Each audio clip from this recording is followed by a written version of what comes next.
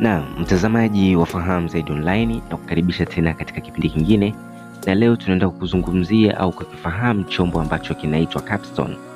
Capstone ni satellite ambayo imetengenezwa na kampuni ya NASA ambayo inajishughulisha na mambo ya kiuchunguzi wa anga za mbali pamoja na kuitambua sayansi ya anga kwa ujumla.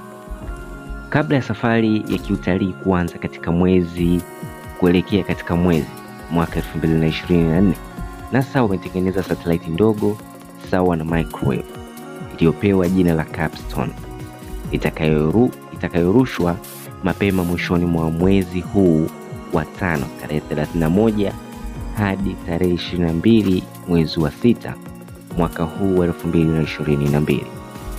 Satellite hii itarushwa na Roket ya Kimaabala ambayo itaipeleka satellite hii mpaka katika obit ya mwezi.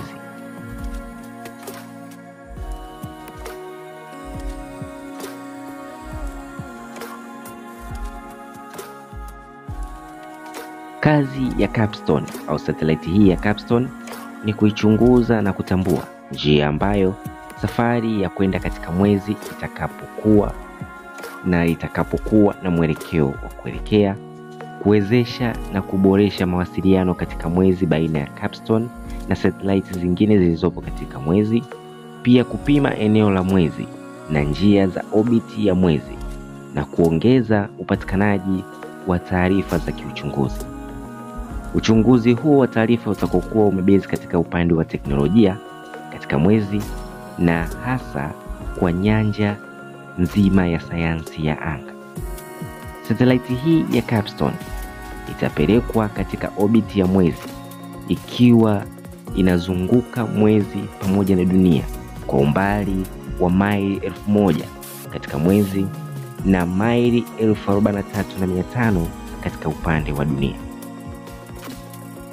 Itatumia miezi 6 kuchunguza obit original ya mwezi ambayo inaitwa kwa jina la kitaalamu inaitwa Lactaronia mpya ya mwezi.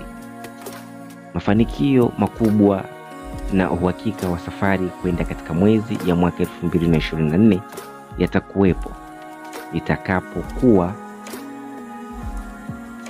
yatakuwepo ya uhakika endapo satellite hii ya Capstone itafika katika obit ya mwezi na kuanza uchunguzi wake.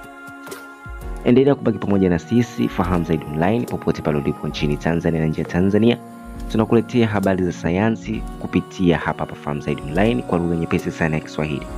Ni mimi wako mwandaaji na mtayarishaji, naitwa Ezra Robert, ambaye nakuletea taarifa hizi popote pale ulipo. Endelea kubaki pamoja na sisi, tupe comment, andika kwa kubonyeza like, share pia katika magrupu na marafiki kwa pamoja, ili tuendelee kupata elimu hii kwa pamoja. Tuweze kujulishana mambo yanayohusiana na sayansi ya anga, teknolojia pamoja na unajimu kwa ujumla. Endelea kubaki pamoja na sisi, tukutane katika kipindi kingine.